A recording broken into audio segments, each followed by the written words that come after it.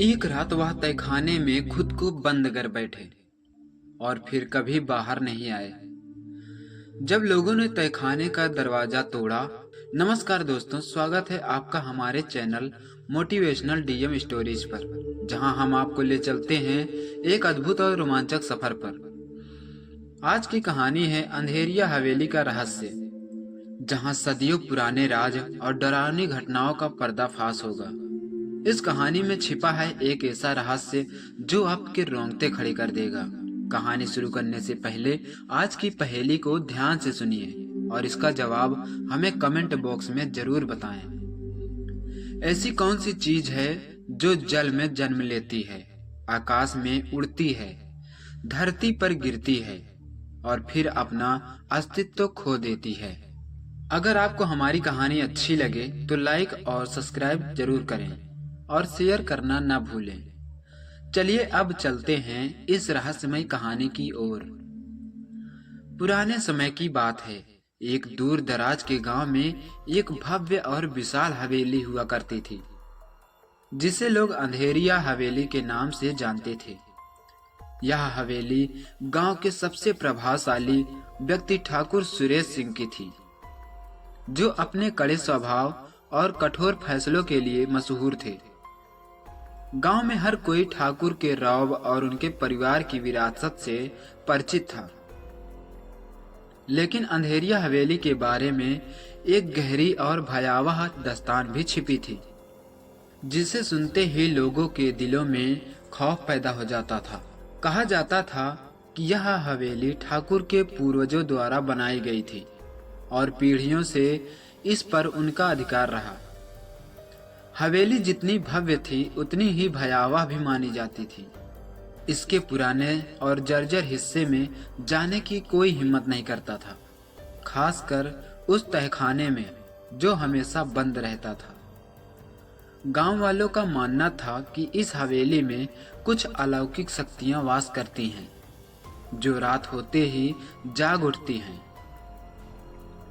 कई बार गांव के लोग कहते थे कि उन्होंने हवेली के अंदर से अजीबोगरीब चीखें और रोने की आवाजें सुनी हैं, लेकिन हवेली के दरवाजे कभी खुलते नहीं दिखाई देते थे और कोई भी यह समझ नहीं पाता था कि ये आवाजें कहां से आती हैं। हवेली के इतिहास में एक नाम बहुत प्रमुखता से लिया जाता था। वह है ठाकुर रणजीत सिंह।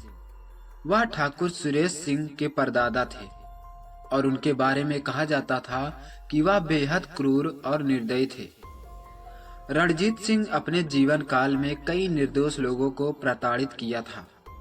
उन्होंने अपनी शक्ति और धन के लालच में कई गुप्त अनुष्ठान करवाए थे, जिनका संबंध काले जादू से था। लेकिन उनकी मौत का रहस्य एक गहरे अंधकार में छिपा था। कहा जाता है कि रणजीत सिंह की मौत हवेली के तहखाने में हुई थी। एक रात वह तहखाने में खुद को बंद कर बैठे और फिर कभी बाहर नहीं आए। जब लोगों ने तहखाने का दरवाजा तोड़ा तो उनकी लाश विकृत अवस्था में मिली। उनका चेहरा इतना भयानक था कि जिसने भी देखा वह भयभीत हो गया। गांव में यह बात आग की तरह फैल गई कि रणजीत सिंह की आत्मा आज भी हवेली में भटकती है और उसकी वजह से वहां की रातें खौफनाक हो जाती हैं। वर्षों बाद ठाकुर सुरेश सिंह के बेटे राजवीर, जो शहर में पढ़ाई करके लौटा था, उसने गांव में रहने का फैसला किया। वह आधुनिक विचारों वाला और निडर युवक था। उसे भूत प्रेत की कहानियों पर विश्वास नहीं था। जब उसने अपने माता पिता से हवेली के बारे में सुना तो वह खूब हंसा और बोला, पिताजी, ये सब केवल अंधविश्वास है। मैं वहीं हवेली में रहूंगा और आपको दिखाऊंगा कि वहां कुछ भी डरावना नहीं है। सुरेश सिंह ने उसे चेतावनी दी, राजवीर, अंधेरिया हवेली सिर्फ एक महल नहीं है, यह एक श्रापित स्थान है। अगर तुमने हवेली के तहखाने में कदम भी रखा तो इसका परिणाम बहुत भयावह होगा। राजवीर ने पिता की चेतावनी को हल्के में ले लिया और अपने कुछ दोस्तों के साथ हवेली में जाकर रहने का फैसला किया। उसके दोस्त भी उनकी तरह निडर थे और इन कहानियों को मजाक समझते थे। सब ने यह तय कर लिया कि वे हवेली में कुछ दिन रहेंगे और उन कहानियों की सच्चाई का पता लगाएंगे। शुरुआती कुछ दिन बिना किसी परेशानी के बीत गए। हवेली बड़ी थी, लेकिन बहुत समय से वीरान होने के कारण उसमें एक अजीब सा सन्नाटा पसरा हुआ था। राजवीर और उसके दोस्तों ने इसे नजरअंदाज किया और रात को हवेली के बड़े बड़े हॉल में बैठकर बातें करते रहे। लेकिन चौथी रात से सब कुछ बदल गया। उस रात अचानक हवेली के कोने से किसी के चलने की आवाज आई। राजवीर ने अपने दोस्तों से कहा, चलो देखते हैं कि यह आवाज कहां से आ रही है। सभी दोस्तों ने हंसी हंसी में इस आवाज का पीछा किया, लेकिन जैसे जैसे वे हवेली के पुराने हिस्से में पहुंचे, वहां की ठंडी हवा और अजीब सी गंध ने उनके होश उड़ा दिए। आवाजें हवेली के तहखाने से आ रही थी। तहखाने का दरवाजा जंग लगा हुआ था और इसे सदियों से कोई नहीं खोल पाया था। लेकिन राजवीर की जिज्ञासा इतनी बढ़ चुकी थी कि उसने दरवाजे को जोर से धक्का दिया और बड़ी मुश्किल से वह दरवाजा खुल गया।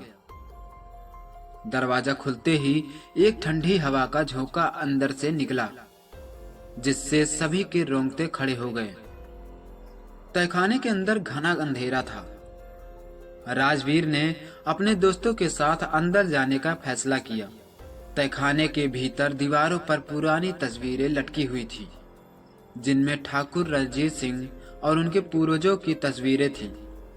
उन्होंने देखा कि तस्वीरों के चेहरे बदलने लगे। वे डरावने और विकृत हो गए, मानो उन्हें किसी भयानक यातना का सामना करना पड़ा हो। तहखाने के अंदर बढ़ते ही दरवाजा जोर से बंद हो गया और हवेली के भीतर एक अजीब सी खामोशी छा गई। राजवीर और उसके दोस्त समझ नहीं पाए कि यहाँ क्या हो रहा है। तभी एक तेज चीख हवेली में गूंज उठी। सभी दोस्त डर के मारे कांपने लगे। अचानक उनमें से एक दोस्त दीवार के पास गया और जैसे ही उसने दीवार को छुआ, दीवार ने उसे अपने अंदर खींच लिया। यह देखकर बाकी दोस्त चीखने लगे, लेकिन कुछ भी समझ नहीं पा रहे थे। अब राजवीर अकेला बचा था। हवेली की खामोशी और घनी होती जा रही थी। तभी उसके सामने ठाकुर रणजीत सिंह की आत्मा प्रकट हुई। वह बेहद डरावना था। उसका चेहरा एकदम खूंखार और जला हुआ था। उसकी आंखें खून से लाल हो चुकी थी और उसकी आवाज गहरी और खौफनाक थी। रणजीत सिंह ने कहा, तुम्हें चेतावनी दी थी, लेकिन तुमने मेरे तहखाने में कदम रखा। अब तुम इसकी सजा भुगतोगे। राजवीर ने भागने की कोशिश की, लेकिन वह आत्मा की गिरफ्त में आ चुका था। रणजीत सिंह की आत्मा ने राजवीर से कहा, अगर तुम इस श्राप से बचना चाहते हो तो तुम्हें एक पहेली का उत्तर देना होगा। राजवीर ने कांपते हुए पूछा, क्या है वह पहेली? रणजीत सिंह की आत्मा ने अपनी जलती हुई आंखों से उसकी ओर देखा और कहा, सुनो ध्यान से। वह क्या है जो जीवन का आधार होती है, फिर भी अदृश्य है। उसकी कोई सीमा नहीं है, फिर भी वह सब कुछ सीमित करती है। पहेली सुनकर राजवीर स्तंभ रह गया। राजवीर ने कुछ क्षण सोचा। उसके दिल की धड़कनें तेज हो गई थी। तहखाने की अंधेरी दीवारों के बीच वह खुद को बेहद असहाय महसूस कर रहा था। उसे अपने दोस्तों की चीखें अब भी कानों में गूंज रही थी, लेकिन उसने ठंडे दिमाग से सोचना शुरू किया। इस पहेली का उत्तर ही उसकी एकमात्र उम्मीद थी। वह खुद से बुदबुदाया, जीवन का आधार अदृश्य, जिसकी कोई सीमा नहीं। उसने हवा के बारे में सोचा, फिर प्रकाश के बारे में, लेकिन उसे लगा कि यह जवाब सही नहीं होगा।